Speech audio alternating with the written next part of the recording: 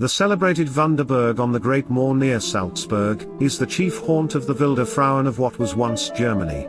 The wild women are beautiful, have fine flowing hair, live within hills, and only appear singly or in the society of other wild women. The Wunderberg is said to be quite hollow, and supplied with stately palaces, churches, monasteries, gardens, and springs of gold and silver. The inhabitants of the village of Groditch and the peasantry of the neighborhood assert that about the year 1753, the wilde Frauen came out of the Wunderberg to the boys and girls, who were keeping the cattle near a hole within Glanegg, and gave them bread to eat. It happened once near this hill that a little boy was sitting on a horse which his father had tethered on the headland of the field. Then came the wild women out of the hill and wanted to take away the boy by force. But the father, who was well acquainted with the secrets of this hill, and what used to occur there, without any dread hasted up to the women and took the boy from them, with these words: "What makes you presume to come so often out of the hill, and now to take away my child with you? What do you want to do with him?" The wild women answered, "He will be better with us, and have better care taken of him than at home. We shall be very fond of the boy, and he will meet with no injury." But the father would not let the boy out of his hands, and the wild women went away weeping bitterly. One time the wilde Frauen came out of the Wunderberg, near the place called the Kugelmill, which is situated on the side of this hill, and took away a boy who was keeping cattle. This boy, whom everyone knew, was seen about a year after by some woodcutters sitting on a block of this hill.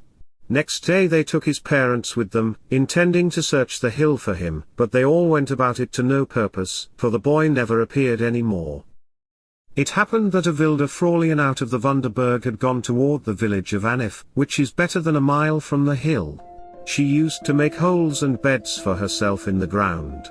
She had uncommonly long and beautiful hair, which reached nearly to the soles of her feet. A peasant belonging to the village often saw this woman going and coming, and he fell deeply in love with her, especially on account of her beautiful hair. He could not refrain from going up to her, and he gazed on her with delight. At last, in his simplicity, he laid himself, without any repugnance, down by her side. The second night the wild woman asked him if he had not a wife already. The peasant however denied his wife, and said he had not. His wife meanwhile was greatly puzzled to think where it was that her husband went every evening, and slept every night. She therefore watched him and found him in the field sleeping near the wild woman.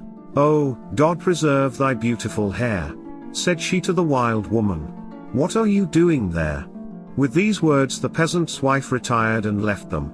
The wild woman upbraided him with his false denial, and said to him, "Had your wife manifested hatred and spite against me, you would now be unfortunate, and would never leave this place. But since your wife was not malicious, love her from henceforth, and dwell with her faithfully, and never venture more to come here. Take this shoe full of money from me, go home, and look no more about you."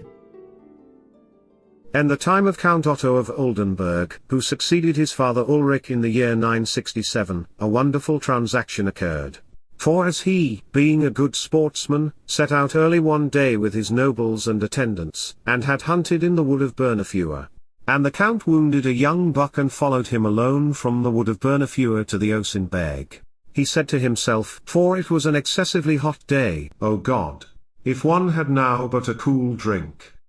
No sooner had the count spoken the word than the Osenberg opened, and out of the cleft there came a beautiful maiden, fairly adorned and handsomely dressed, and garland on her head. She had a rich silver vessel, that was gilded and shaped like a hunter's horn, well made and fairly ornamented.